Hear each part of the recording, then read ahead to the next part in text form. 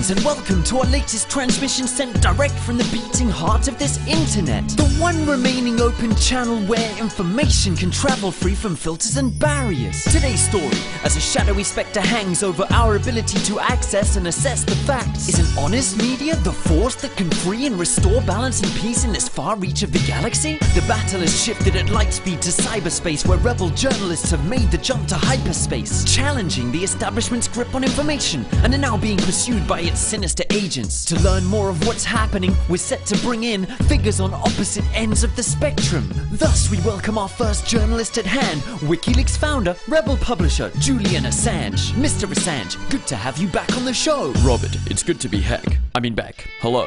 Tell us, what's happened since last we spoke? Well, WikiLeaks has continued to deliver masterstrokes. For speaking more truth to power than all papers combined, we've been ostracized and greatly maligned by the lamestream media, where balls are sadly lacking, and seen the state's haranguing of alleged whistleblower Bradley Manning. I've been under mansion arrest, tagged by Serco, then the bastards imposed an extrajudicial embargo, cutting off our PayPal donors and credit card flow. Why? Have you broken any laws or been charged? No, but a secret grand jury has issued a sealed indictment saying I'm aiding the enemy. They're seeking to extradite me. I'm confused. Who is the enemy? Clearly, since WikiLeaks aids democracy, the enemy is the people. You and me. Okay, to compare to this, we turn to another Australian journalist. His media empire spans the equator, influencing every one of us in the world. It's the Emperor of News Corps, Rupert Murdoch. Hello, Robert. Tell us your take on journalism. It's like playing Monopoly against the world and winning. You buy up all the real Fourth Estate, the Times, the Sun, the Sky, and many stars are all mine. I expanded my news of the world order patiently. Now my Death Star stations are fully operational. You've changed the face of the news with tabloids, pay TV. I foresaw that by putting titties on page 3 amidst a chronicle of crime, sports, and inanity, scandalous spam which the proles soak up avidly, my empire would expand globally, spreading the fear, giving me the power to make or crush political careers. Both of you have transformed journalism's focus by exposing secret dealings or by keeping truths enclosed. So can you explain why one of you is a rich media mogul while the other is hunted like a criminal interloper? In 03, the media were feeding us lies about WMD. WikiLeaks is here to ensure history won't repeat. We publish truth instead of lies. That's certainly why we're being persecuted. We're doing journalism right. You will pay the price for your lack of television. You're headed straight for an American prison. Journalists, take a good look at this rebel fool. What's happening to him soon could happen to you. If you strike me down, the movement you're attacking will become more powerful than you can possibly imagine. This generation is burning the mass media to its foundations. Truth is a virus and courage is contagious. You can't knock me out the fox, but I see that you are still capable of hacks. The Stratfor leak shows that we are alike.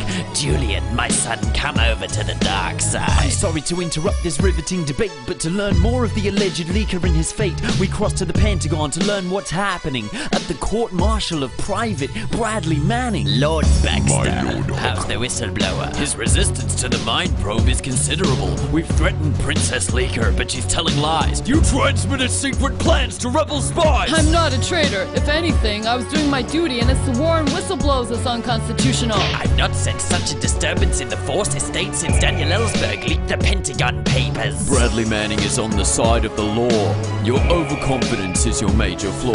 And your faith in your friends is yours. Ah, shit! Silence! There's a transmission from an Imperial starship. Admiral Gillard, are you dealing with the WikiLeaks obstacle? Yes, Lord Baxter. I said they're grossly irresponsible and their foundation stone is illegal. And is it? Yeah, no. They're within legal limits, but we could invent some new laws to get them. Not if I can help it. I'm running for the Senate. What? Is this permitted? Well, I guess You it. have failed you for the last time, Admiral Gillard. Enough of this.